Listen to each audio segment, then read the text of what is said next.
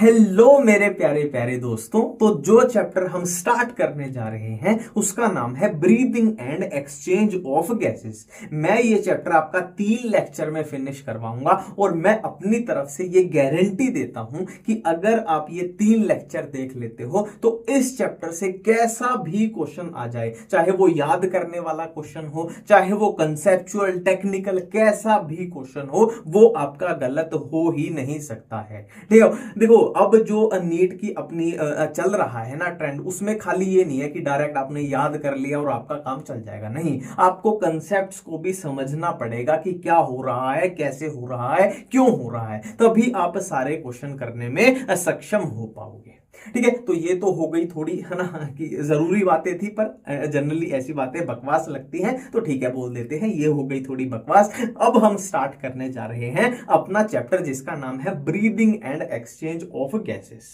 ठीक है, तो बिल्कुल बेसिक से समझेंगे कि आखिरकार इस चैप्टर का मकसद क्या है ना, वो समझना बहुत जरूरी रहता है, नहीं तो आधी चीजें अपने को समझ में आएंगी ही नहीं। ठीक है, देख लीजिए, यहां पे मान लीजिए अपनी बॉडी में या किसी भी इंसान की बॉडी में ये सेल्स हैं, है ना, ये मैंने सेल्स बना ली, बहुत सारी सेल्स हैं, ऐसी ऐसी बहुत सारी सेल्स हैं, है ना। और सेल मिलके क्या बना देती हैं, सेल मिलके क्या बना देती हैं, टिश्यू बना देती हैं। ऐसे ही तो होता है, सेल मिलके टिश्यू बना देती हैं, टिश्यू मिलके ऑर्गन बना देते हैं। तो ये बहुत सारी सेल्स ने मिलके एक टिश्यू बना दिया। अब ये टिश्यू बॉडी में कहीं भी प्रेजेंट हो सकता है, ये ब्रेन का टिश्यू भी हो सकता है, ये हमारे हाथों का टिश्यू भी हो सकता है, पैरों का टिश्यू भी हो सकता है, लीवर का टिश्यू भी हो सकता है, किडनी का टिश्यू भी हो सकता है, कहीं का भी बॉडी में किसी भी पार्ट का ये टिश्यू हो सकता है जिसमें बहुत सारी सेल्स प्रेजेंट है। ठीक है, अब देखिए ये सेल्स हैं, तो इनको जिंदा रहने के लिए, या फिर मैं और अच्छी भाषा में बोलूं कि इनको अपना फंक्शन परफॉर्म करने के लिए क्या चाहिए, इनको अपना फंक्शन परफॉर्म करने के लिए क्या चाहिए, एनर्जी चाहिए। इनको अपना फंक्शन परफॉर्म करने के लिए एनर्जी चाहिए। फॉर एग्जांपल ब्रेन की सेल है तो उनको अपना काम करना है, किडनी की सेल है उनको अपना काम करना है, लीवर की सेल है उनको अपना काम करना है। तो भाई काम करना है, सेल्स को अगर काम करना है तो एनर्जी तो चाहिए ही चाहिए, सिंपल सी बात है। अब बहुत बड़ा सवाल आ गया कि ये एनर्जी आखिर आती कहां से है, ये एनर्जी आखिर आती कहां से है। तो सिंपल सा इसका जवाब है कि जो हम खाना खाते हैं, देखो सोलर एनर्जी से तो हम चलते नहीं हैं, ना ही हम बिजली से चलते हैं, तो हमारे पास एनर्जी कहां से आती है, जो हम फूड यानी खाना खाते हैं वहीं से ये एनर्जी आ सकती है, सिंपल सी बात है। तो ये क्या फूड में क्या एनर्जी ऐसे पड़ी रहती है कि सेल इसको ऐसे उठा लेती है, क्या पड़ी रहती है, कुछ तो करना पड़ता होगा। तो क्या करना पड़ता है, इस फूड की क्या करनी पड़ती है, इस फूड की ऑक्सीडेशन करनी पड़ती है। फूड की जब हम ऑक्सीडेशन करेंगे तब एनर्जी निकलती है ना। अब इसके पीछे जो भी साइंस है, कैसे एनर्जी निकली, वो यहाँ पे अपने काम की नहीं है, वो हम कहां पढ़ेंगे, प्लांट फिजियो में पढ़ेंगे, रेस्पिरेशन इन प्लांट्स वाले चैप्टर में। अब आप बोलोगे कि ये तो एनिमल्स में हो रहा है ना, ह्यूमन फिजियो हम पढ़ रहे हैं तो हम प्लांट में क्यों पढ़ेंगे, तो उसका रीजन भी मैं आपको बताऊंगा। बस इतना याद रखो, ये जो प्रोसेस है कि इसमें अंदर क्या क्या होगा डिटेल में, वो हम रेस्पिरेशन इन प्लांट्स में पढ़ेंगे। अभी सिर्फ जो आपके सामने है वो याद रखो कि फूड की हमने ऑक्सीडेशन करते हैं, है ना, तो उसमें से एनर्जी निकल आती है। ये बात अपने को समझ में आ चुकी है। और ये काम कहां पे हो रहा है, ये काम सेल के अंदर हो रहा है ना। ये मान लो एक सेल है तो सेल के अंदर हो रहा है, ये एक सेल है तो ये काम सेल के अंदर हो रहा है। ये भी बात अपने को समझ में आ चुकी है। ठीक है, अब एक कॉमन सेंस की बात है, कॉमन सेंस की बात है कि ऑक्सीडेशन हो रही है। क्या हो रही है, ऑक्सीडेशन हो रही है। तो जाहिर सी बात है ऑक्सीडेशन किसकी वजह से होगी, ऑक्सीजन की वजह से होगी, है ना। नाम में ही आ रहा है ऑक्सीडेशन, तो ऑक्सीजन की वजह से होगी। मतलब अगर इस सेल के अंदर ये एक सेल है, ये एक सेल है, इस सेल के अंदर अगर फूड की ऑक्सीडेशन हो रही है, मतलब इस सेल के अंदर अपने को क्या चाहिए, इस सेल के अंदर क्या चाहिए, ऑक्सीजन चाहिए। इस सेल को ऑक्सीजन चाहिए ये प्रोसेस करने के लिए। तो यहां पे हम लिख देते हैं प्लस का निशान लगा के। प्लस क्यों लगाया, क्योंकि इन टिश्यू को, इन सेल को ऑक्सीजन चाहिए, ऑक्सीजन चाहिए। प्लस का निशान लगा दिया कि इन टिश्यू को या फिर सेल्स को ऑक्सीजन चाहिए। ये बात अपने को समझ में आ चुकी है। अब जो ये प्रोसेस है इसमें एक गैस निकलती है जिसको आप यहां पे वेस्ट भी बोल सकते हो। एक वेस्ट गैस निकलती है जिसको बोला जाता है कार्बन डाइऑक्साइड यानी CO2।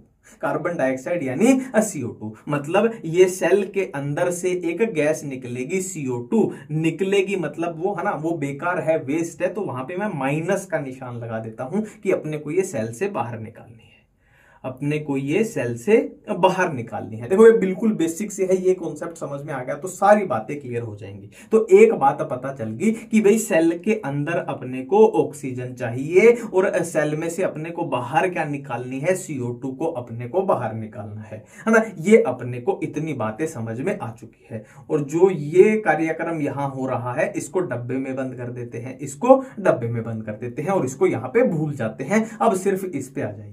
तो अब अपने को यहां पे इतनी बातें पता चल गई कि अपने को ऑक्सीजन चाहिए, और CO2 को बाहर निकालना है और ऑक्सीजन को टिश्यू तक लाना है, सेल तक लाना है। तो कहां से लाएंगे? अब ये बहुत बड़ा सवाल आ गया कि ऑक्सीजन अपने को चाहिए तो लाएंगे कहां से? CO2 को बाहर निकालना है, तो बाहर कहां निकालेंगे, कैसे निकालेंगे? ठीक है, तो इसका जवाब है हमारा एनवायरमेंट। इसका जवाब है हमारा एनवायरमेंट। अब एनवायरमेंट में क्या होता है? एनवायरमेंट में बहुत सारी ऑक्सीजन अवेलेबल है, और एनवायरमेंट में बहुत सारी CO2 भी है, मतलब क्या है, एनवायरमेंट से हम क्या है, ऑक्सीजन ले सकते हैं और एनवायरमेंट में CO2 रिलीज भी कर सकते हैं, क्योंकि वहां पे एक तरीके से CO2 का है ना रिजर्वोयर आप समझ सकते हो कि ऑक्सीजन वहां से हम ले सकते हैं, है ना, और क्या है, CO2 वहां पे हम रिलीज कर सकते हैं। तो इतनी बातें समझ में आ चुकी हैं। अब दिक्कत क्या है? अब टिश्यू कहां पे है? मान लो ये लीवर का टिश्यू है, तो लीवर बेचारा अपने शरीर के अंदर बैठा हुआ है और एनवायरमेंट बाहर है, तो इनका कनेक्शन कैसे करवाएं, ये गैसेस यहां से यहां कैसे भेजें, ये एक बहुत बड़ी दिक्कत आ गई। ठीक है, तो इस दिक्कत को सॉल्व करने के लिए अपना कौन काम करता है? रेस्पिरेटरी सिस्टम काम करता है। रेस्पिरेटरी सिस्टम कैसे काम करेगा? मान लीजिए यहां पे कोई इंसान है, उसका फेस बनाने की हम कोशिश करते हैं कुछ इस तरीके से ना, ये बना दिया। अब उस इंसान की यहां पे क्या आएगी? यहां पे नाक आएगी, यहां पे उस इंसान की क्या आएगी? नाक आएगी, है ना। जो अपने को यहां सामान चाहिए मैं सिर्फ वही ड्रॉ करूंगा यहां पे। तो नाक से नीचे अगर आप देखोगे तो कुछ ऐसे पाइपलाइन सिस्टम चलता है, फिर पाइपलाइन सिस्टम के बाद क्या आ जाएंगे इस इंसान के? ये मैं लंग्स बना देता हूं, लंग्स बोले तो फेफड़े। ये इस इंसान के लंग्स बना दिए, ये हमने इस इंसान के लंग्स बोले तो फेफड़े हमने अब बना दिए हैं। ठीक है, ये हमने बना दिए हैं यहाँ पे। ठीक है, अब देखिए होगा क्या, हम इस नाक से अभी सिर्फ ऑक्सीजन पे फोकस करते हैं, हम क्या करेंगे, नाक से सांस लेंगे तो क्या होगा, ये जो ऑक्सीजन है नाक से जब सांस लेंगे तो ये ऑक्सीजन ऐसे नाक से एंट्री लेगी और इस पाइपलाइन से आएगी और कहां आ जाएगी? लंग्स के अंदर आ जाएगी। कहां आ जाएगी ऑक्सीजन? लंग्स के अंदर ऐसे आ चुकी है। ठीक है, अब हो क्या चुका है, लंग्स के अंदर हमारे पास ऑक्सीजन आ चुकी है और ये टिश्यू इतनी दूर बैठा है। कितनी दूर है? कितनी भी दूर हो सकता है। मान लो ये हमारे पैरों में है या हाथों में है, तो लंग्स कहां पे है, हमारे पैर कहां पे है, तो बहुत ज्यादा डिस्टेंस है। अब दिक्कत ये है इस ऑक्सीजन को यहां तक कैसे पहुंचाए, तो उसका एक ही रास्ता है, इस ऑक्सीजन को किसमें, है ना, देखो CO2 की भी हम बात करेंगे, पहले ऑक्सीजन पे फोकस कर लेते हैं, सारा समझ में आ जाएगा। अब करते क्या है, इस ऑक्सीजन को हम ब्लड में कुदा देते हैं, तो ब्लड तो पूरी बॉडी में फ्लो करता है, तो ब्लड में तैर के ऑक्सीजन यहां तक पहुंच जाएगी। और सेम ऐसे CO2 को, उसको भी यहां पे ब्लड में हम जंप करा देंगे, वो ब्लड में तैर के वहां पहुंच जाएगी। अब दिक्कत ये है अब ब्लड इतना पंप कैसे होगा, है ना। मान लो यहां पे ये लंग्स हैं, है ना, और ये यहां पे पैरों में है, तो ब्लड को इतना प्रेशर से हम पंप कैसे करें कि यहां से वहां चीजें पहुंच जाए। तो ये पंप करने का काम कौन करता है? अपना हार्ट करता है। यहां कहीं हम हार्ट बना देते हैं, हार्ट का बस मैं जो बना रहा हूं वैसे देखना, हार्ट मैंने कुछ इस तरीके से बनाया है कि जिसमें मैंने बस 4 चैम्बर आपको दिखाए हैं। 4 चैम्बर, ये हो जाएगा राइट एट्रियम, ये हो जाएगा राइट वेंट्रिकल, ये लेफ्ट एट्रियम और ये हो जाएगा लेफ्ट वेंट्रिकल। ठीक है, तो ब्लड को इतनी दूर पंप करना था, वो काम कौन करेगा? अपना हार्ट करेगा। ठीक है, अब बेसिकली होगा क्या? देखो, हार्ट ऐसे पूरी बॉडी में तो फैला नहीं हुआ, ये भी बेचारा एक छोटा सा ऑर्गन है, तो कनेक्शन कैसे बनेगा? तो कनेक्शन बनेगा ब्लड वेसल्स के थ्रू। कनेक्शन कैसे बनेगा? अब ब्लड वेसल्स के थ्रू कनेक्शन इनमें बनेगा। ठीक है, जितनी भी ब्लड वेसल है मैं ब्लैक कलर से ही बना देता हूं, है ना। और बाकी की जो चीज है आगे चैप्टर में अपने को समझ में आएंगी डबल सर्कुलेशन में, पर यहां जो मैं बताना चाहता हूं सिर्फ अपने को वो समझना है। देखिए कनेक्शन कैसे होगा, ये मैं ब्लैक से क्या ब्लू से बना देते हैं। जहां कलर चेंज करना होगा मैं बाद में कर दूंगा, अभी फिलहाल ब्लू से बना देते हैं। ठीक है, और यहां से कुछ इस तरीके से, ये भी एक ब्लड वेसल, या फिर सही मायने में बोलो ये ब्लड कैपिलरी है, ब्लड कैपिलरी है। ठीक है, पर ब्लड वेसल यहां मान के चलो, बाद में अपने को सारा सिस्टम समझ में आ जाएगा, क्या कैपिलरी है क्या क्या है ना। वो कोई दिक्कत अपनी, वो कंसर्न अभी हमारा नहीं है। ठीक है, अब हो क्या रहा है? अब हो क्या रहा है, देखो यहां पे क्या चाहिए? ऑक्सीजन चाहिए, और ऑक्सीजन अपने पास लंग्स में है। तो हम क्या करते हैं, इस ऑक्सीजन को इस ब्लड वेसल में जंप करा देते हैं। ऑक्सीजन कहां आ चुकी है? ऑक्सीजन कहां आ चुकी है? अब इस ब्लड में आ चुकी है ना, इस ब्लड वेसल में आ चुकी है। अब ये ब्लड वेसल इस ऑक्सीजन को लेके कहां चली जाएगी? ब्लड को पंप करवाना है, तो पंपिंग सिस्टम अपना हार्ट है, मोटर जो होते हैं ना, मोटर हार्ट है अपना। तो ये ऑक्सीजन को लेके ये ब्लड यहां आ गया। ठीक है, इस ब्लड को क्या मैं बोल सकता हूं? ये ऑक्सीजनेटेड ब्लड है, ये ऑक्सीजनेटेड ब्लड है। और इस ब्लड वेसल को भी मैं रेड कलर की कर देता हूं ताकि अपने को ऑक्सीजन की फील आती रहे। इसको भी हम रेड कलर की कर देते हैं ताकि ऑक्सीजन की फील आती रहे। तो ये ऑक्सीजनेटेड ब्लड है जो कहां? लेफ्ट एट्रियम में आ चुका है। अब लेफ्ट एट्रियम से ये ब्लड कहां जाएगा? ब्लड कहां जाएगा? अपना लेफ्ट वेंट्रिकल में जाएगा। और वेंट्रिकल की कॉन्ट्रैक्शन होती है बहुत शानदार, बहुत तगड़ी होती है। तो लेफ्ट वेंट्रिकल अब कॉन्ट्रैक्ट करेगा, तो ये ब्लड कहां जाएगा? ये ब्लड कहां जाएगा? ये, अरे कनेक्शन गलत बना दिया थोड़ा, इसको ब्लू वाली को भी इधर तक बनाते हैं, सिर्फ यहां तक रेड ही खींच देते हैं। ठीक है, ये कुछ ऐसे आएगा, अब ये कुछ ऐसे आएगा। ठीक है, और इस ब्लड में क्या है? ऑक्सीजन है, ऑक्सीजनेटेड ब्लड चल रहा है ना अपना, देख लीजिए ऑक्सीजनेटेड ब्लड चल रहा है। तो इस ब्लड में है बहुत सारी ऑक्सीजन, और ऑक्सीजन किसको चाहिए थी? अब ऑक्सीजन किसको चाहिए थी? टिश्यू को चाहिए थी। तो ये ऑक्सीजन अब यहां डिफ्यूज हो जाएगी, ये ऑक्सीजन अब यहां इन सेल्स के पास डिफ्यूज हो जाएगी, सारी सेल के पास चली जाएगी। और सेल ने रिमूव क्या की थी? सेल ने रिमूव क्या की थी? सेल ने CO2 रिमूव की थी। अब जो CO2, सेल ने जो CO2 निकाली थी, वो CO2 इस ब्लड में चली जाएगी, वो CO2 इस ब्लड में चली जाएगी। अब इस ब्लड में CO2 है मगर ऑक्सीजन नहीं है। ऑक्सीजन क्यों नहीं है? क्योंकि ऑक्सीजन तो अपनी यहां पे टिश्यू में यूज कर ली। CO2 है, ऑक्सीजन नहीं है, तो इस ब्लड को क्या बोल देंगे? Deoxygenated blood. इसको बोल देंगे डीऑक्सीजनेटेड ब्लड। ठीक है, अब डीऑक्सीजनेटेड ब्लड को कहां पहुंचाना है? हमें ऊपर लंग्स तक पहुंचाना है। क्यों? क्योंकि ये CO2 लंग्स के थ्रू ही बाहर एनवायरमेंट में अपने को पहुंचानी है। तो यहां से ये बहुत दूर है, तो वही अपना हार्ट वाला सिस्टम ही काम करेगा। हम बस एक काम करते हैं, इसको हार्ट में पहुंचा देते हैं, फिर अपना काम खत्म है। इसको हमने क्या किया? हार्ट में पहुंचा दिया, और इस ब्लड में क्या है? बहुत सारी CO2 है। तो ये हार्ट में पहुंच गई, कहां पे? राइट एट्रियम में। राइट एट्रियम के बाद कहां जाएगी? राइट वेंट्रिकल में। और राइट वेंट्रिकल, वेंट्रिकल तो बहुत बढ़िया कॉन्ट्रैक्शन करता है, तो ये कॉन्ट्रैक्शन करके इसको कहां पहुंचा देगा? इसको पंप करके लंग्स तक पहुंचा देगा। तो लंग्स में ये जो पहुंचा है, इसमें बहुत सारी क्या है? CO2 है। क्या पहुंचा है? डीऑक्सीजनेटेड ब्लड पहुंचा है, इसमें बहुत सारी CO2 है, बहुत सारी CO2 है।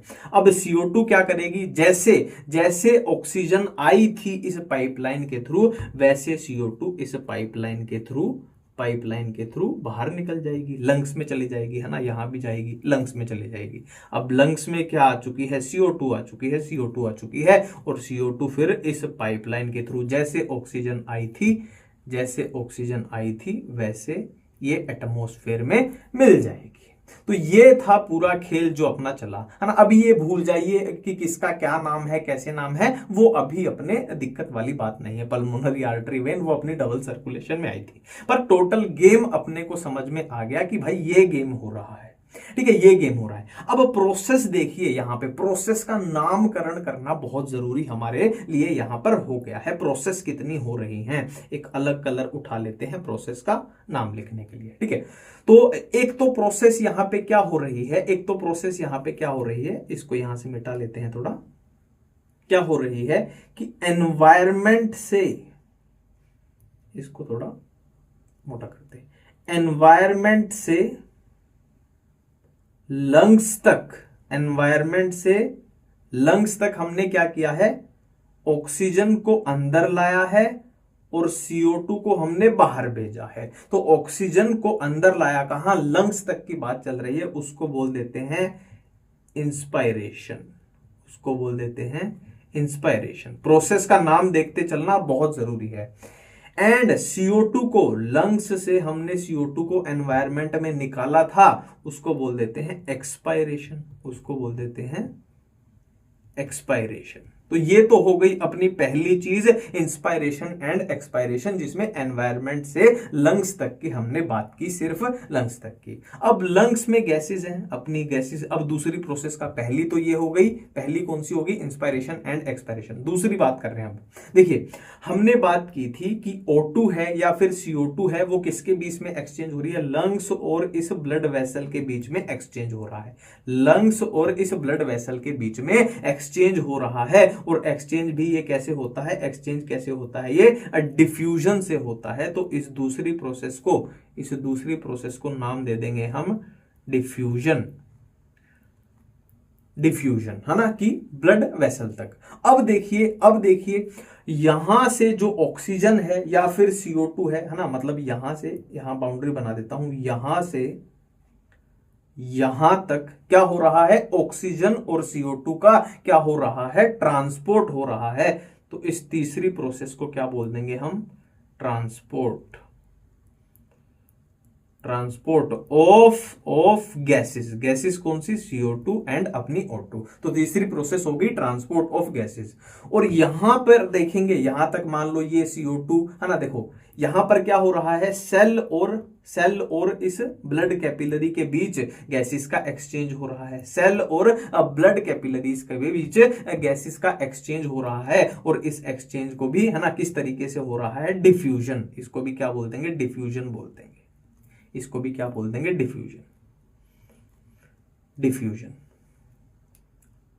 ठीक है। ये हो गई अपनी फोर्थ प्रोसेस। अब आप बोलोगे कि यहां भी डिफ्यूजन था, कि ब्लड, है ना, किसके, लंग्स और ब्लड कैपिलरी के बीच, और यहां भी डिफ्यूजन है किसके बीच, ब्लड कैपिलरी एंड सेल्स के बीच। तो इनमें फर्क क्या है, देखिए ये जो डिफ्यूजन है ये लंग्स के लेवल पर हो रहा है, मतलब बहुत एक्सटर्नल सा है, बाहर सा है। तो इसको हम बोल देंगे एक्सटर्नल डिफ्यूजन। और ये जो डिफ्यूजन है ये पूरा हमारा सेल तक है, मान लो लीवर की सेल है तो लीवर के अंदर, तो इसको बोल दिया जाता है internal diffusion, internal diffusion.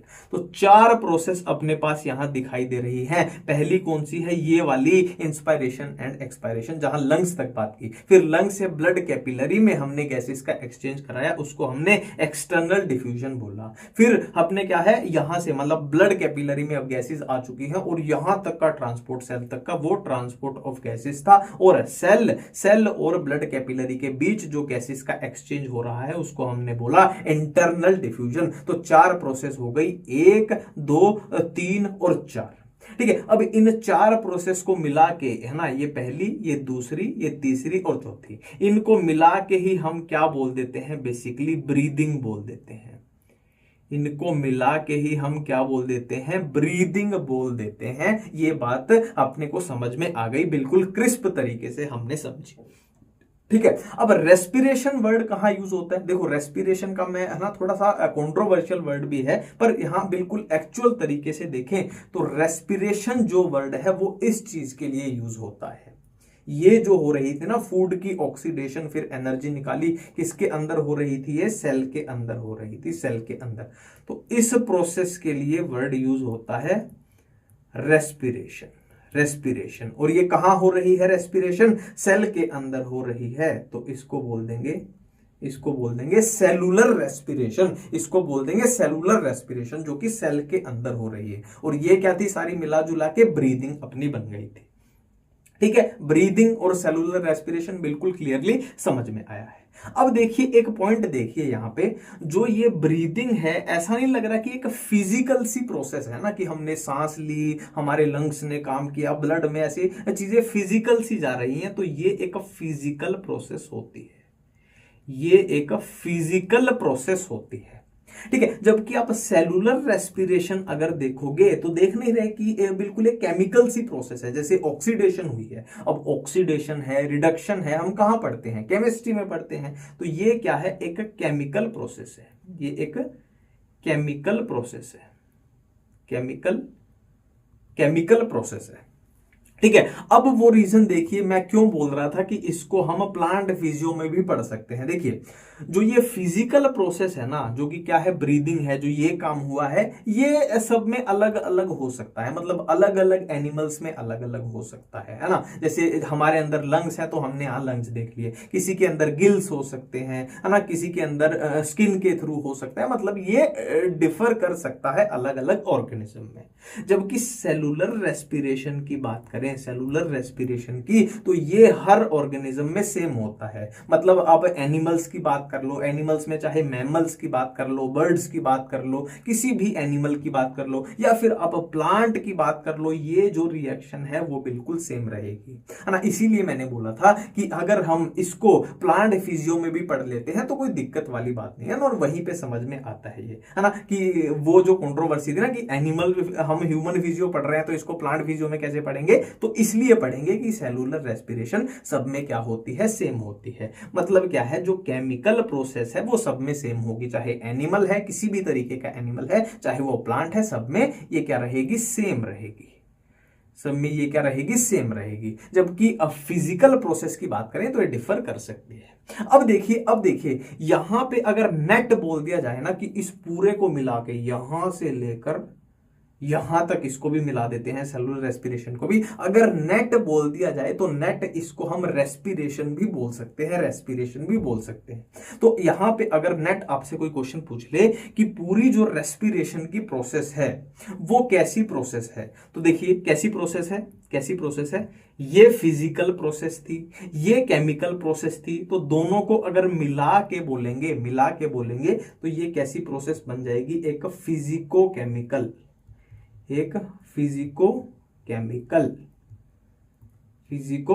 Physical कौन सी थी अपने को पता है, केमिकल कौन सी थी अपने को पता है। तो ये पूरा इस चैप्टर का ओवरव्यू था। ठीक है, अब देखिए मैंने आपको बताया कि फिजिकल जो प्रोसेस है वो सब एनिमल्स में अलग अलग हो सकती है। जैसे हमारे अंदर लंग्स है तो हमने लंग्स की बात कर ली, किसी के अंदर, है ना, किसी एनिमल्स के अंदर गिल्स हो सकते हैं, किसी में कुछ हो सकता है, किसी में कुछ हो सकता है। तो अब हम देखने जा रहे हैं कि डिफरेंट एनिमल्स के अंदर कौन से रेस्पिरेटरी ऑर्गन्स होते हैं। जैसे हमारे अंदर लंग्स है तो डिफरेंट एनिमल्स में, डिफरेंट फाइलम में कौन से रेस्पिरेटरी ऑर्गन पाए जाते हैं। अब हम क्या देखने वाले हैं, respiratory organs of different animals. देखो अपना एनिमल किंगडम जो चैप्टर है वहां पे अलग अलग फाइलम होते हैं अपने पास, पोरीफेरा, नाइडेरिया, टिनोफोरा और ढम, और आखिर में अपना क्या है, फाइलम कौन सा होता है, कोर्डेटा होता है। कोर्डेटा की बात करें तो कोर्डेटा यहाँ पे कहां से कहां तक आएगा, तो ये अपना फाइलम कोर्डेटा है, ये अपना पूरा एनिमल किंगडम है। अब कौन से एनिमल में किस टाइप के कौन से क्या रेस्पिरेटरी ऑर्गन्स पाए जाएंगे वो एक बार देख लेते हैं। देखो सिंपल सा थोड़ा सा है ना, इसमें लॉजिक लगाना है, थोड़ा लॉजिक से याद करना है, मूर्खता के साथ नहीं करना। देखो यहां से पोरीफेरा से लेके अगर आप कहां तक देखो, यहां तक अस्केहेलमिंथिस तक देखो, तो देखो डिफ्यूजन और टिनोफोरा में तो अब्सेंट है ना। मैंने क्या बताया, पोरीफेरा से अस्केहेलमिंथिस तक देखो तो डिफ्यूजन के थ्रू है ना, रेस्पिरेशन कैसे हो रही है, डिफ्यूजन के थ्रू, डिफ्यूजन और इसमें अब्सेंट है। यहां तक क्लियर हुआ। अब यहां पे आ जाओ, अपने पहले कोर्डेटा देख लेते हैं। ये अपना फाइलम क्या है, पूरा कोर्डेटा है। ठीक है, यूरोकोर्डेटा, एसिफेलोकोर्डेटा, फिश है, एम्फीबियंस है, रेप्टाइल्स है, बर्ड्स है, मैमल्स। ठीक है। अब यहाँ थोड़ा सा लॉजिक लगाएंगे कि लंग्स किसके पास होते हैं। देखो, जो जमीन पे रहेंगे ना, जमीन पे जैसे मैमल्स हैं मोस्टली जमीन पे रहते हैं, बर्ड्स हैं, पक्षी हैं, ये भी पानी के बाहर रहते हैं, रेप्टाइल्स भी क्या है पानी के बाहर ही रहते हैं, ऐसा नहीं है कि पानी में अंदर ही पड़े रहते हैं। ठीक है, तो जो जमीन पर रहते हैं उनमें क्या पाए जाएंगे, उनमें लंग्स पाए जाएंगे, उनमें फेफड़े पाए जाएंगे, उनमें लंग्स पाए जाएंगे। हमें तो पता ही है, हमारे अंदर मैमल्स हैं हम, तो हमारे अंदर तो लंग्स होते ही हैं। और एम्फीबियंस में आप याद रखना, एम्फीबियंस में लंग्स भी होते हैं और स्किन के थ्रू भी होती है। यहां तक क्लियर है। अब देखो यहां पे देखो, जैसे ये है अपने, जैसे ये हैं अपने, मैं आपको थोड़ा लॉजिक से ही करवा रहा हूं, यहां पे रटने की ज्यादा जरूरत नहीं है ना। देखो जैसे ये है अपने, मोलस्का है, पानी में पाए जाएंगे, समुद्रों में क्या है गिल्स हो जाएंगे। इकाइनोडर्मेटा भी पानी में पाए जाएंगे, गिल्स हैं। हेमिकोडेटा पानी में पाए जाएंगे, गिल्स हैं। यूरोकोडेटा पानी में पाए जाएंगे, क्या है गिलस्लिट्स हैं, इसमें गिलस्लिट्स हैं, फेरेंजियल गिलस्लिट्स। फिश मछलियां तो पानी में पाई जाएगी ना, मछली जल की रानी है, इसी को कोई डाउट नहीं है, गिल्स हैं। ठीक है, तो कितने हो गए ये अपने क्लियर हो गए। ठीक है, एनालिडा में मोस्ट क्यूटिकल है, एनालिडा में मोस्ट क्यूटिकल है, तो ये आपको थोड़ा याद रखना पड़ेगा। और आपको थोड़ा अर्थ्रोपोडा का ध्यान रखना पड़ेगा। अर्थ्रोपोडा में हम कौन से देख रहे हैं, हम प्रॉन्स का देखेंगे, क्रैब का देखेंगे, इंसेक्ट का देखेंगे, स्कॉर्पियन का देखेंगे। देखो जो प्रॉन्स और ये है ना, ये मैं आपको इसका नाम ही बता देता हूँ। जो प्रॉन्स और क्रैब है ना, ये किस में आते हैं, अपने क्रस्टेशियन में आते हैं। ठीक है, और इंसेक्ट तो क्या है, ये तो इंसेक्ट ही है। ठीक है, और स्कॉर्पियन जो बिच्छू होता है अपना, स्कॉर्पियन जो बिच्छू होता है वो किस में आता है, अरेक्निडा में आता है, अरेक्निड्स में। ठीक है, तो प्रॉन क्रैब किस में, क्रस्टेशियन में आते हैं। इंसेक्ट तो इंसेक्ट है और स्कॉर्पियन अपना अरेक्निड्स में आता है। ठीक है, तो क्रस्टेशियन में क्या है, देखो प्रॉन में क्या है, गिल्स हैं, क्रैब में बुक गिल्स हैं। इंसेक्ट में देखो, इंसेक्ट का याद बिल्कुल भी मत करना, हम जब कॉकरोच पढ़ते हैं, है ना, हम जब कॉकरोच पढ़ते हैं तो कॉकरोच में आपने देखा ना, रेस्पिरेटरी सिस्टम में क्या होते हैं, ट्रेकिया प्रेजेंट होते हैं, तो इंसेक्ट में उससे याद आ जाएगा ट्रेकिया होते हैं। ठीक है, और यहाँ बुक लंग्स है ना, थोड़ा देखो फ्लो किस तरफ जा रहा है, गिल्स से लंग्स की तरफ जा रहा है। थोड़ा ट्रिक बता रहा हूँ, गिल्स से नीचे लंग्स की तरफ जा रहा है। यहाँ गिल्स थे, फिर बुक गिल्स थे, फिर बीच में ये तो अपने को याद ही होता है, और ये बुक लंग। देखो अब मैं जो आपको समझाने जा रहा हूँ ना, वो एक बेहद मजेदार चीज है, और या फिर आप बोल सकते हो कि इस चैप्टर का जो बेस है वो इस पे टिका हुआ है ना। एनसीईआरटी में बहुत सारी ऐसी लाइनें हैं, बहुत सारे ऐसे वर्ड्स हैं जो याद करने से हमें कभी भी याद नहीं होंगे, और उनको समझ लेंगे तो वो बहुत आसानी से हो जाएंगे। ठीक है, तो अब हम क्या पढ़ने वाले हैं, हम पढ़ने वाले हैं ह्यूमन रेस्पिरेटरी सिस्टम। क्या पढ़ने वाले हैं हम, ह्यूमन रेस्पिरेटरी सिस्टम। ठीक है, तो सबसे पहले मैं आपको बताता हूं कि ह्यूमन रेस्पिरेटरी सिस्टम में होता क्या क्या है। देखो ह्यूमन रेस्पिरेटरी सिस्टम में क्या क्या होता है, नोस्ट्रिल्स होते हैं। नोस्ट्रिल्स यानी अपने क्या है, नाक ही तो होते हैं, नोस्ट्रिल नाक ही होते हैं। ठीक है, नोस्ट्रिल्स होते हैं, प्लस क्या होता है, उसके बाद क्या आएगा, उसके बाद अपने पास क्या होता है, फेरिंग्स होता है, फेरिंग्स। ठीक है, फेरिंग्स के बाद प्लस फिर क्या होता है, अपने पास लैरिंग्स होता है, लैरिंग्स होता है। ठीक है, उसके बाद प्लस उसके बाद क्या आएगा, अपने पास ट्रेकिया, उसके बाद आएगी अपने पास ट्रेकिया, और उसके बाद लास्ट में अपने पास क्या आएंगे, सबसे जरूरी जो हैं लंग्स आएंगे। ठीक है, तो हमने देखा ह्यूमन रेस्पिरेटरी सिस्टम में क्या क्या होते हैं, नोस्ट्रिल्स होते हैं, प्लस फेरिंग्स होता है, प्लस लैरिंग्स होता है, प्लस ट्रेकिया, प्लस लंग्स। ये सारी चीजें मिलके क्या बना देती हैं, अपना ह्यूमन रेस्पिरेटरी सिस्टम बना देती हैं। अब इनकी अरेंजमेंट समझनी बहुत जरूरी है, बेहद जरूरी है। वो डाइजेशन वाले में भी मैंने बताई थी थोड़ा सा, वहां पे भी काम आती है और यहां पे भी काम आएगी। ठीक है, देखो सबसे पहले देखो, ये अपने पास मान लो ये अपने पास फेरिंग्स है, उससे पीछे का अपने को मतलब नहीं है, यहां से अपने को समझना है ना, यहां से समझना है, यही कंफ्यूजन होती है। ये अपना फेरिंग्स है, और हम बार बार मैंने बोला था कि ये क्वेश्चन बहुत इंपॉर्टेंट है और बार बार पूछा जाता है कि जो फेरिंग्स होता है वो फूड प्लस एयर के लिए कॉमन पैसेज है, कॉमन पैसेज। ये बहुत बार पता नहीं कितनी बार पूछा जाता है। Pharynx is a common passage for food and air. इतनी बातें क्लियर हैं। मतलब क्या बोलना चाहता है, कॉमन पैसेज मतलब फेरिंग्स में फूड के लिए और हवा के लिए कुछ अलग अलग क्या है, व्यवस्था नहीं है। ठीक है, अब आगे जाके क्या होगा, ये फेरिंग्स ऐसे डिवाइड हो जाएगा।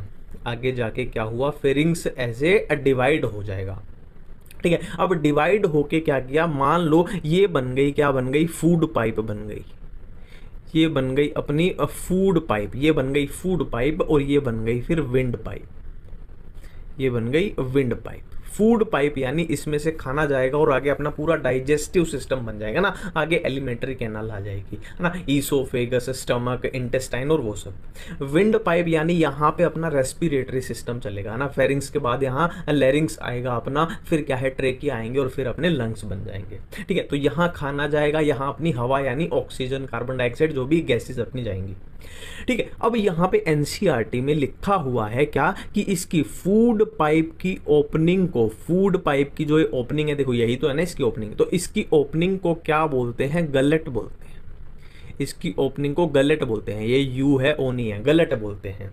ठीक है, और सेम इसी तरीके से किसकी ओपनिंग होगी, अपनी विंड पाइप की भी ओपनिंग होगी, तो इसकी ओपनिंग को क्या बोलते हैं, ग्लोटिस बोलते हैं। इसकी ओपनिंग को क्या बोलते हैं, ग्लोटिस बोलते हैं। फूड पाइप की ओपनिंग को गलट बोला, विंड पाइप की ओपनिंग को ग्लोटिस बोला। ठीक है, अब देखो मान लो मैंने कुछ खाना खाया, मैंने पिज्जा बर्गर खाया, मान लो मैंने पिज्जा बर्गर खाया। ठीक है, अब पिज्जा बर्गर को जाना कहाँ चाहिए, फूड पाइप में जाना चाहिए। ठीक है, पर यहाँ पे भी तो ओपनिंग है, तो यहाँ पे भी तो वो जा सकता है ना, खतरा तो है ना, डेंजर है, खतरा है। तो इस खतरे से बचाने के लिए कि अपना जो फूड है वो विंड पाइप है ना अपने रेस्पिरेटरी सिस्टम में ना जाए, तो उसके लिए ग्लोटिस के ऊपर, ध्यान देना मेरी बात पे, ग्लोटिस के ऊपर एक फ्लैप लाइक एक कार्टिलेजिनस स्ट्रक्चर होती है ना। अब जैसे ही खाना उस पर आएगा तो वो क्या है, बंद कर देगी इसको, क्या है, इस ओपनिंग को वो बंद कर देगी, इसके ऊपर ऐसे पत्ती सी गिर जाएगी। ठीक है, अब वो स्ट्रक्चर ग्लोटिस के ऊपर प्रेजेंट है, ऊपर यानी एपी, और किसके ऊपर है, ग्लोटिस के ऊपर, तो वो हो जाएगी एपीग्लोटिस। एपीग्लोटिस है ना, वो पत्ती सी है, इसको बंद कर देती है ना, जब खाना नहीं खा रहे तो नॉर्मल है वो। ठीक है, अब सिंपल सी बात है, अब यहाँ पे हमने देख लिया, बिल्कुल हमने क्लियरली समझ लिया कि क्या है, गलट किसको बोलते हैं, ग्लोटिस किसको बोलते हैं, फेरिंग्स से फूड पाइप कैसे बनी, विंड पाइप कैसे बनी, है ना, और क्या है एपिग्लोटिस हमने देख लिया, ये सब देख लिया। और एक आता है अपना लैरिंग्स आता है। वैसे लैरिंग्स यहाँ पे नहीं बताऊंगा, मैं आपको आगे भी बताऊंगा, पर लैरिंग्स की पोजीशन देख लो, लगभग यहाँ आपको मिलेगी लैरिंग्स, ये अपना लैरिंग्स होता है ना। और लैरिंग्स के बारे में एक बात याद रखना कि लैरिंग्स जो होता है ना वो साउंड बॉक्स होता है। वो क्या होता है, साउंड बॉक्स है ना। जैसे मैं अभी बोल रहा हूँ, जो साउंड की प्रोडक्शन हो रही है ना, उसमें किसका काम है, लैरिंग्स का काम है। लैरिंग्स साउंड बॉक्स होता है। ठीक है, और ये किससे बना होता है, लैरिंग्स एक कार्टिलेजिनस स्ट्रक्चर है, इससे ज़्यादा इसमें क्वेश्चन भी नहीं बनेगा। कार्टिलेजिनस स्ट्रक्चर है, साउंड बॉक्स है, बस खत्म है। ठीक है, अब देखो ये जो चैप्टर है अपने वाला जो हम पढ़ रहे हैं, ये कौन सा है, अपना रेस्पिरेशन वाला चैप्टर है। डाइजेशन वाला तो हम पढ़ चुके हैं, तो हमें इस वाले सिस्टम को देखना है। मतलब क्या है, हमें क्या देखना है कि ये सिस्टम कैसे अरेंज है, नोस्ट्रिल, फेरिंग्स, लैरिंग्स, ट्रेकिया, लंग्स, है ना। मेनली हम लंग्स का देखेंगे कि ये सिस्टम कैसे अरेंज है। ठीक है, तो हम नोस्ट्रिल से स्टार्ट करेंगे और अपने लंग्स तक जाएंगे कि कैसे कैसे सिस्टम अरेंज है। देखो मान लो ये मेरी नाक है, मैं खुद की नाक बना रहा हूँ, आपकी नाक बनाऊंगा तो आप बुरा मान जाओगे। तो ये सुंदर सुंदर मेरी नाक है। ठीक है, और नाक को हम क्या बोलते हैं भाई, नाक को हम क्या बोलते हैं, नोस्ट्रिल बोलते हैं। तो ये नोस्ट्रिल है भाई, मेरी नाक है। ठीक है, अब नोस्ट्रिल से जब आगे हम बढ़ेंगे, नोस्ट्रिल से जब आगे हम बढ़ेंगे, देखो रफ डायग्राम है तो हंसना मत इसको देख के। नोस्ट्रिल से आगे बढ़ेंगे तो फेरिंग्स आएगा। अब फेरिंग्स के बाद क्या आएगा, एक वो आएगा ना, साउंड बॉक्स आएगा, जिसको हमने लैरिंग्स बोला था, है ना। अब इससे आगे जब बढ़ेंगे, इससे आगे जब बढ़ेंगे तो ये स्ट्रक्चर ऐसे नीचे को चली जाएगी, है ना। देखो फिर से बोल रहा हूँ, ये रफ डायग्राम है, पर चीज़ें आपको एक एक चीज़ आपको समझा के भेजूंगा, वो मेरी गारंटी है। देखो ये मेरी नाक थी, नोस्ट्रिल थी, फिर क्या आया, फेरिंग्स आया, और फिर क्या आ गया अपना, ये लैरिंग्स आ गया। ये अपना क्या है, साउंड बॉक्स है, ये अपना साउंड बॉक्स है, लैरिंग्स है। अब लैरिंग्स के बाद ये क्या आ गई, जो ये पाइप सी दिखाई दे रही है, ये अपनी आ गई क्या, ट्रेकिया। ये अपनी आ गई ट्रेकिया। ठीक है, देख लो ये अपना पूरा ह्यूमन रेस्पिरेटरी सिस्टम चल रहा है। नोस्ट्रिल हमने देख लिया, फिर फेरिंग्स आया, फिर लैरिंग्स आया, फिर ट्रेकिया आया। अब बारी है लंग्स की। तो लंग्स में एक ट्विस्ट होता है, लंग्स ऐसे हम डायरेक्ट नहीं बना सकते, लंग्स में एक भारी ट्विस्ट होता है।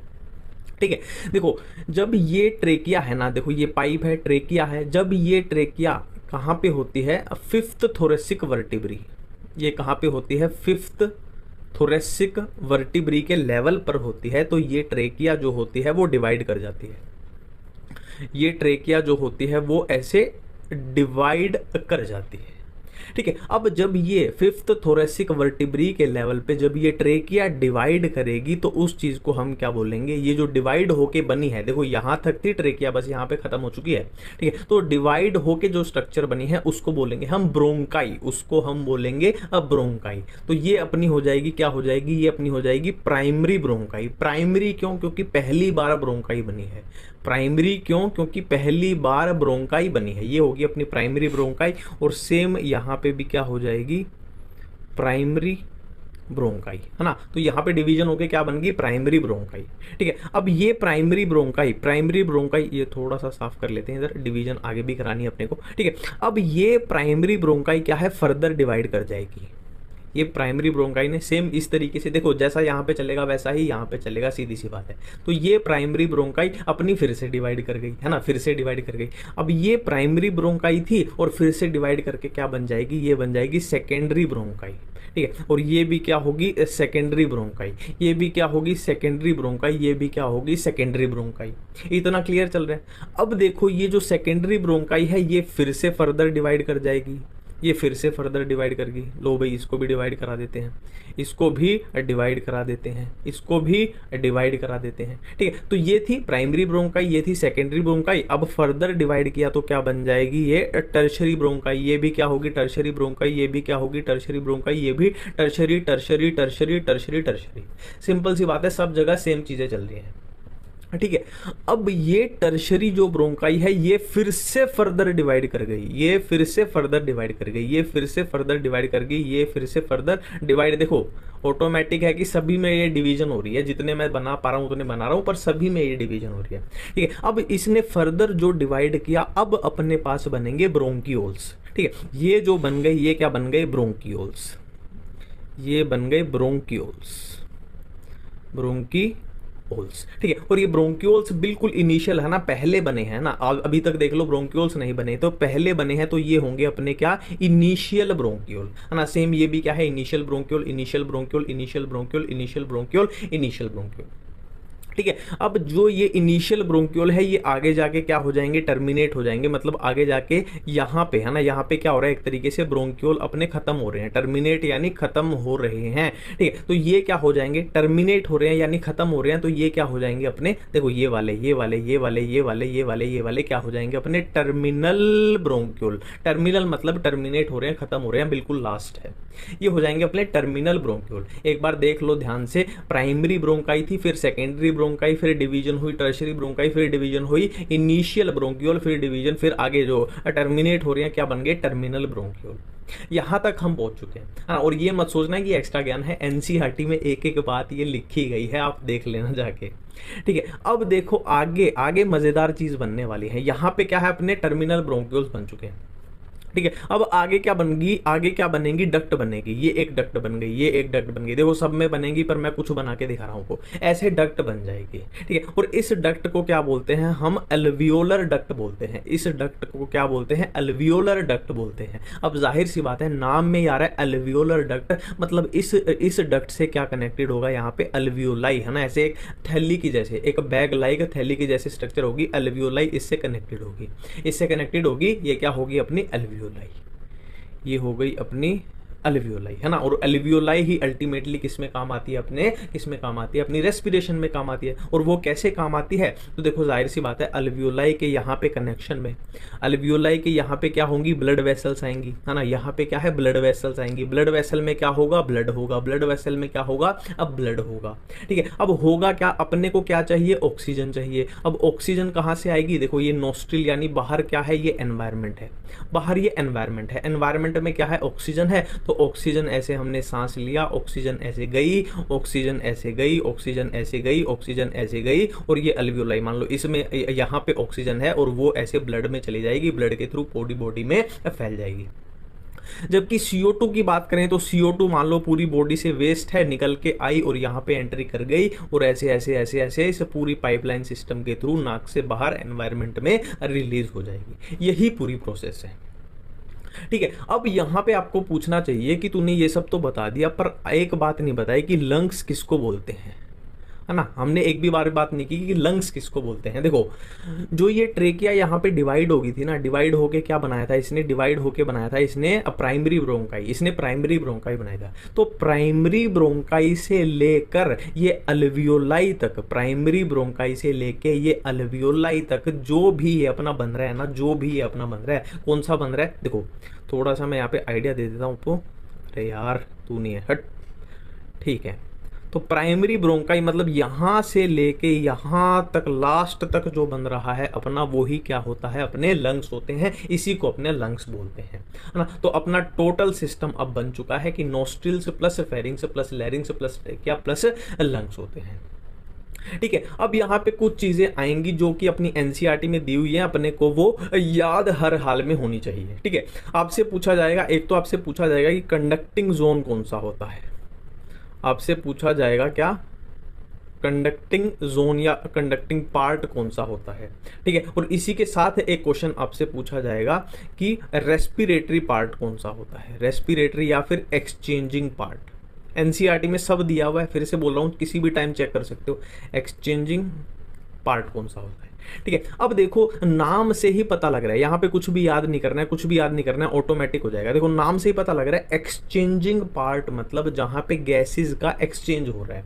अब गैसेस का एक्सचेंज कहां पे हो रहा है, अल्वियोलाई पे हो रहा है। गैसेस का एक्सचेंज कहां पे हो रहा है, अल्वियोलाई पे हो रहा है। तो अपना एक्सचेंज या रेस्पिरेटरी वाला पार्ट कौन सा हो जाएगा, अल्वियोलर डक्ट प्लस अल्वियोलाई, खत्म है। ये अपना हो गया एक्सचेंजिंग पार्ट या फिर रेस्पिरेटरी पार्ट। क्या क्या आया इसमें, अल्वियोलर डक्ट और अल्वियोलाई, क्योंकि यही तो एक्सचेंज कर रहे हैं ना गैसेस का। बात रही कंडक्टिंग पार्ट की, तो शुरू से लेके लास्ट तक यानी नोस्ट्रिल से लेके यहां तक जो ब्लैक कलर तक दिख रहा है यानी टर्मिनल ब्रोंक्यूल तक जो दिख रहा है वो हो जाएगा कंडक्टिंग पार्ट में। क्या हो जाएगा, नोस्ट्रिल से लेकर कहां तक, टर्मिनल ब्रोंक्यूल्स तक हो जाएगा। ऑटोमेटिक है ना, इसको माइनस कर दो तो यही तो बच जाएगा, ये हो जाएगा।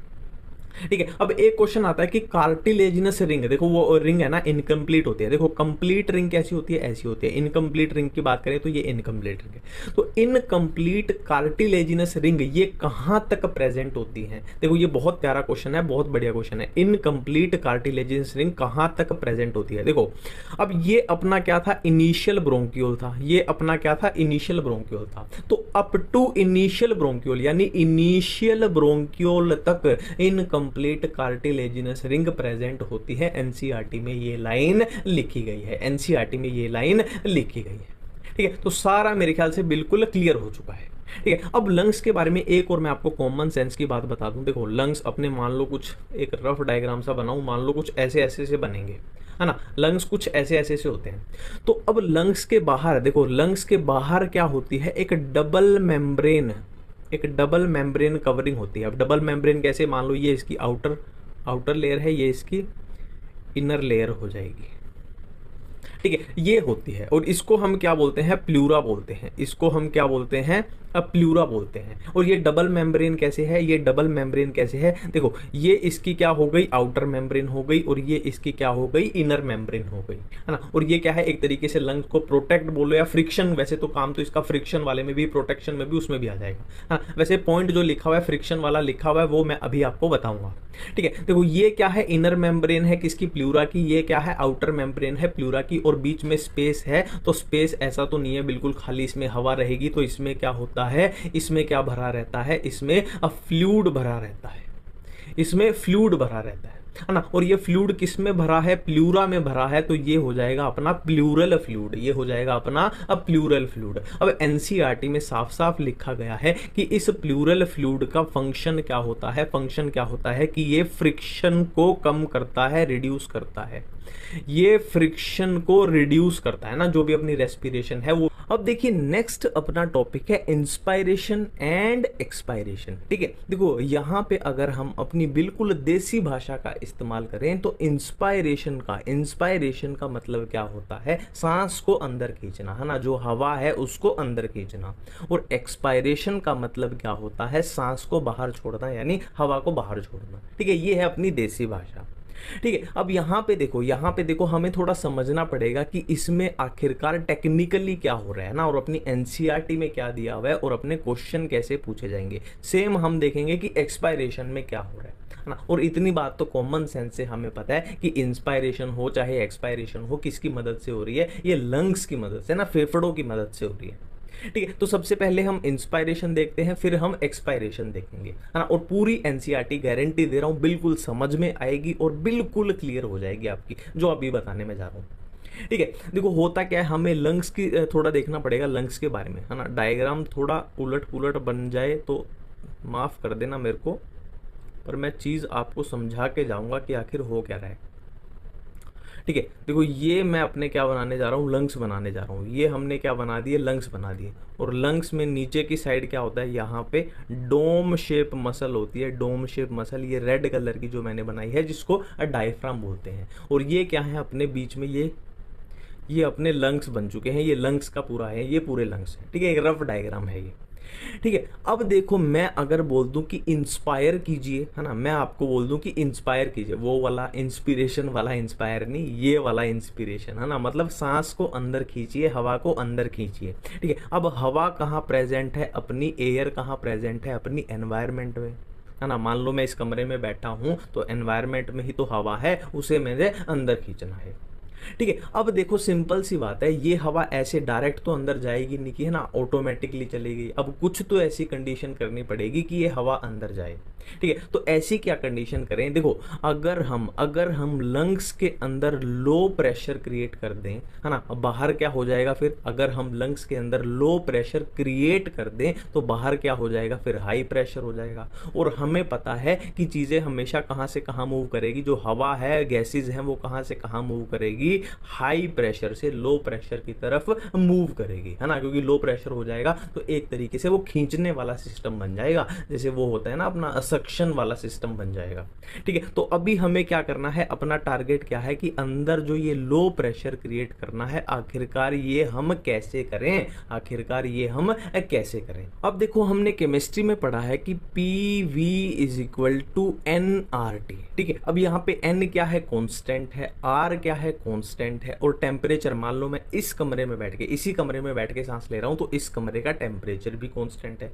ठीक है, तो ये तीनों अगर कांस्टेंट हो जाएंगे तो क्या मैं बोल सकता हूं कि pressure is inversely proportional to volume, pressure is inversely proportional to volume. तो यहां हमें क्या है, लो प्रेशर, यानी हमें क्या करना है, यहां अब प्रेशर को कम करना है लंग्स के अंदर।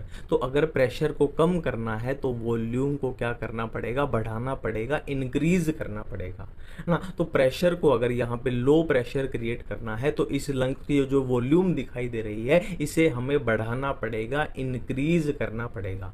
ठीक है, तो लंग्स की वॉल्यूम बढ़ाने का रास्ता क्या है अपने पास, लंग्स की वॉल्यूम बढ़ाने का रास्ता अपने पास है मसल कॉन्ट्रैक्शन। इसका रास्ता अपने पास है क्या, मसल कॉन्ट्रैक्शन। ठीक है, मसल कॉन्ट्रैक्शन। अब यहाँ कौन सी मसल कॉन्ट्रैक्ट होंगी, तो यहाँ हमारे पास दो टाइप की मसल कॉन्ट्रैक्ट होंगी। एक तो अपने पास क्या है, डायफ्राम, एक कौन सी मसल कॉन्ट्रैक्ट होगी, डायफ्राम, और दूसरी होंगी इंटरकोस्टल मसल्स, इंटरकोस्टल मसल्स। ठीक है, देखो इंटरकोस्टल, कोस्टल यानी रिब्स, इंटर मतलब बीच में, मतलब ऐसी मसल जो रिब्स के बीच में पाई जाएंगी। और डायफ्राम तो ये हम देख चुके हैं, डायफ्राम कहाँ है अपना, ये डोम शेप यहाँ पे है। ठीक है, अब डायफ्राम के कॉन्ट्रैक्शन से कैसे हो गया, क्या होगा, देखो ये डायफ्राम ऐसे था, डोम शेप था। ठीक है, अब ये जब कॉन्ट्रैक्ट होगा तो ये ऐसे नीचे की तरफ आएगा, ये ऐसे नीचे की तरफ आएगा। अब ये नीचे की तरफ आएगा तो ये ऐसे फ्लैट हो जाएगा। ठीक है, ये कैसे हो जाएगा, ये ऐसे फ्लैट हो जाएगा। अब इसके फ्लैट होने से क्या होगा, ये अपने को एक्स्ट्रा वॉल्यूम मिल जाएगी। ये वॉल्यूम क्या है, बढ़ गई अब लंग्स की, है ना। और वॉल्यूम हमें क्या करनी थी, अब बढ़ानी थी। तो ये वॉल्यूम बढ़ा दी किसने, डायफ्राम ने बढ़ा दी। और डायफ्राम ने किस डायरेक्शन में बढ़ाई, देखो ऊपर और नीचे की डायरेक्शन में, यानी एंटीरियर पोस्टीरियर एक्सिस पे बढ़ाई। ठीक है, जबकि इंटरकोस्टल मसल की बात करें तो वो मान लो इंटरकोस्टल मसल कैसे होंगी अपनी, देखो कुछ इस तरीके से होंगी इंटरकोस्टल मसल। इंटरकोस्टल मसल कुछ इस तरीके से होंगी। तो जब ये कॉन्ट्रैक्ट करेंगी तो क्या होगा, लंग्स की ऊपर और नीचे की तरफ। देखो ये तो कैसे थी, इस डायरेक्शन में थी, है ना। और इंटरकोस्टल मसल की वजह से क्या होगा, वॉल्यूम कैसे बढ़ेगी, जो आपके सामने स्क्रीन दिख रही है ना, इससे ऊपर की साइड और इस स्क्रीन से नीचे की साइड, यानी किस रीजन में, डोर्सोवेंट्रली रीजन में। डोर्सल मतलब क्या होता है वो आपको पता है। डोर्सल देखो, कोई भी इंसान है, अगर कोई भी इंसान है, मान लो मेरी तरफ ऐसे फेस करके खड़ा है, तो ये उसकी वेंट्रल रीजन हो जाएगा, है ना। उसकी कमर वाला रीजन है, जो पीछे वाला रीजन है, वो डोर्सल रीजन हो जाएगा। ये होता है वेंट्रल डोर्सल, ठीक है। तो ये डोर्सल वेंट्रली रीजन पे बढ़ाएगी, है ना, वॉल्यूम। और डायफ्राम हम देख चुके हैं कि इसमें एंटीरियर पोस्टीरियर रीजन पे बढ़ाएगा, ये डोर्सो वेंट्रली। और हमने लॉजिक से ये बात देख ली, ठीक है। तो क्या होगा, अब ये क्या होगा, वॉल्यूम हमने बढ़ा दी, इस डायरेक्शन में भी बढ़ा दी, है ना। क्या है, हमने एंटीरियर पोस्टीरियर एक्सिस पे भी बढ़ा दी वॉल्यूम, और डोर्सो वेंट्रली भी। मतलब टोटल लंग्स की वॉल्यूम क्या है, टोटल लंग्स की वॉल्यूम बढ़ चुकी है। अब वॉल्यूम बढ़ने से क्या होगा, अब प्रेशर कम हो जाएगा। प्रेशर कम होने से ये लो प्रेशर अंदर क्रिएट हो जाएगा, बाहर हाई प्रेशर होगा, तो क्या है, हवा अंदर की तरफ आएगी, और इसी को हम क्या बोल देंगे, इंस्पिरेशन बोल देंगे, ठीक है। अब एक्सपायरेशन में क्या होगा, एक्सपायरेशन में जो ये वॉल्यूम बढ़ चुकी है, अब हम क्या करेंगे, मसल जो कॉन्ट्रैक्ट हमने कराई थी उनको क्या करा देंगे, रिलैक्स करा देंगे। अब रिलैक्स कराने से क्या होगा, मसल रिलैक्स कराने से क्या होगा, जो वॉल्यूम बढ़ी थी वो कम हो जाएगी। अब वॉल्यूम कम होगी तो प्रेशर इन्वर्सली है, तो प्रेशर बढ़ जाएगा। अब प्रेशर बढ़ जाएगा तो अंदर का प्रेशर कैसा हो जाएगा, हाई प्रेशर हो जाएगा, बाहर का प्रेशर लो प्रेशर हो जाएगा, ठीक है। अब चीजें कहां से कहां जाती हैं, high pressure to low pressure जाती हैं। तो ये क्या हो जाएगी, जब हवा बाहर जाएगी, गैसेस बाहर जाएंगी, उसको हम क्या बोल देंगे, एक्सपायरेशन बोल देंगे। सिंपल सा है, बिल्कुल सिंपल सा है, सिंपल तरीके से अपने को समझ में आ चुका है। तो ये है अपनी नॉर्मल ब्रीदिंग, जो हम बिल्कुल बैठे हैं, खा रहे हैं, पी रहे हैं, बिल्कुल नॉर्मल बैठे बैठे जो ब्रीदिंग कर रहे हैं, लेटे लेटे, बिल्कुल आराम से, ठीक है। बट अगर हमें एक्स्ट्रा फोर्सफुल ब्रीदिंग चाहिए हो तो अबडोमिनल मसल हमारी उसमें मदद कर सकती हैं, ठीक है। ये एनसीईआरटी में लिखा हुआ है कि अबडोमिनल मसल्स जो होती हैं वो फोर्सफुल ब्रीदिंग में अपनी मदद करती हैं, अबडोमिनल मसल्स, ठीक है। ये पॉइंट हम अब देखिए, नेक्स्ट अपना टॉपिक है थोरेसिक चैम्बर, ठीक है। तो अब हम बिल्कुल आसानी से समझेंगे कि थोरेसिक चैम्बर आखिरकार होता क्या है और इसका फंक्शन क्या है ना, किस काम आता है, ठीक है। तो थोरेसिक चैम्बर को समझने के लिए मुझे आपकी एक फोटो बनानी पड़ेगी, ये आपकी फोटो मैंने बना दी, ये आपकी फोटो मैंने बना दी है। ये आपकी सुंदर सुंदर आंखें, सुंदर सुंदर नाक, सुंदर सुंदर मुंह और सुंदर सुंदर कान, ठीक है। अब जाहिर सी बात है, आप इंसान हो और आप सांस लेते हो, तो आपके पास क्या होंगे, आपके पास लंग्स भी होंगे, और लंग्स में मैंने बोला था नीचे की साइड ऐसे क्या होता है, डोम शेप क्या होता है, डायफ्राम होता है, ठीक है। ये सिंपल सी बात है, ये आपके लंग्स हैं, ये अजीब से दिख रहे हैं पर लंग्स हैं, मान लो मेरी बात है, ठीक है।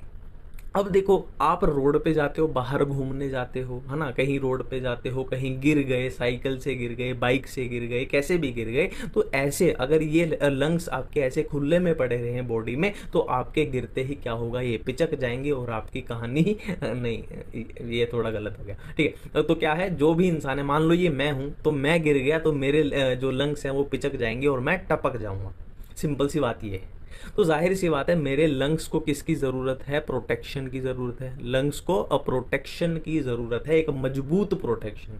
तो यही मजबूत प्रोटेक्शन क्या होती है, थोरेसिक चैम्बर होता है, जो किससे मिलके बनता है, बोन्स यानी हड्डियां प्लस मसल यानी मांसपेशियां plus muscles, bones plus muscle से मिलके बनता है। मसल सिर्फ एक ही पाई जाएगी इसमें, कौन सी, डायफ्राम, बाकी सारी बोन्स होती हैं। अब देखो, आगे की बात समझाने के लिए मुझे आपके एक दो फोटो और बनाने पड़ेंगे, ये हो गया आपका एक फोटो, और यहाँ बना लेते हैं आपका दूसरा फोटो बना लिया, ठीक है। तो इस वाले फोटो में क्या है, आप मेरी तरफ इस साइड क्या है, फेस करके खड़े हो, और इस वाले में क्या है, सेम ही इंसान है, ये इधर पीठ करके खड़ा है, ये इसका फेस वाली साइड है, ये पीठ वाली कमर वाली साइड है, ठीक है। तो सिंपल सी एक चीज याद रखना, जिस साइड इंसान ये फेस है ना, जिसका मान लो ये फेस है, ये चेस्ट है उसकी, तो वो कौन सी होती है, उसकी वेंट्रल साइड होती है, वेंट्रल। ठीक है, वो कौन सी होती है, वेंट्रल साइड होती है। और जिस तरफ उसकी कमर है, पीठ है, वो कौन सी होती है, डोर्सल साइड। वो कौन सी होती है, डोर्सल साइड होती है। ये बात अपने को समझ में आ गई, ये वेंट्रल है, ये डोर्सल है ना। और ये साइड वाली कौन सी हो जाएगी, ये साइड वाला पोर्शन, ये साइड वाला पोर्शन क्या हो जाएगा, जाहिर सी बात है लेटरल पार्ट हो जाएगा। लेटरल तो पता है ना, साइड में होता है। ठीक है, इतनी बातें अपने को समझ में आ गई। अब हम बोन्स समझ लेते हैं, हड्डियां समझ लेते हैं। देखो हड्डियों की अगर बात करें तो यहाँ पे बिल्कुल, यहाँ पे चेस्ट में कौन सी पाई जाएगी, स्टर्नम। यहाँ पे कौन सी पाई जाएगी, स्टर्नम पाई जाएगी, ये स्टर्नम है। और यहाँ कमर वाली साइड बात करें तो हमें पता है यहाँ तो कौन सी पाई जाती है, रीढ़ की हड्डी यानी वर्टिब्री कॉलम। यहाँ पे वर्टिब्री कॉलम पाया जाएगा। डोर्सल वाली साइड क्या है, वर्टिब्री कॉलम है। वेंट्रल वाली साइड क्या है, स्टर्नम है। अब लेटरल यानी साइड में से बात करें तो क्या है, रिब्स जो है वो ऐसे जाएंगी, रिब्स जो हैं वो ऐसे जाएंगी। अब रिब्स ऐसे जाके, ऐसे साइड में से जाके और पीछे वर्टिब्री कॉलम पे अटैच होंगी, पीछे वर्टिब्री कॉलम पे ये जुड़ जाएंगी। ठीक है, तो साइड में से कौन सी हुई, लेटरल कौन सी हुई, लेटरल अपनी हो गई क्या, रिब्स। लेटरल कौन सी हो गई, रिब्स हो गई, है ना। तो यहाँ पे तीन चीजें अपने पास आई, देखो लिख देता हूं मैं। लेटरल कौन सी हुई थी, लेटरल हुई, रिब्स हुई। ठीक है, तो कौन सी चीजें आ गई यहाँ पे हमारे पास, एक तो आ गई वेंट्रल, एक आ गई डोर्सल, एक आ गई लेटरल। ठीक है, अब यहाँ पे अगर क्वेश्चन पूछ लिया जाए कि वेंट्रली थोरेसिक चैम्बर को किसने बनाया है, तो आंसर जाएगा किसने, स्टर्नम ने बनाया है। डोर्सली थोरेसिक चैम्बर को किसने बनाया है, तो आंसर जाएगा वर्टिब्री कॉलम ने बनाया है।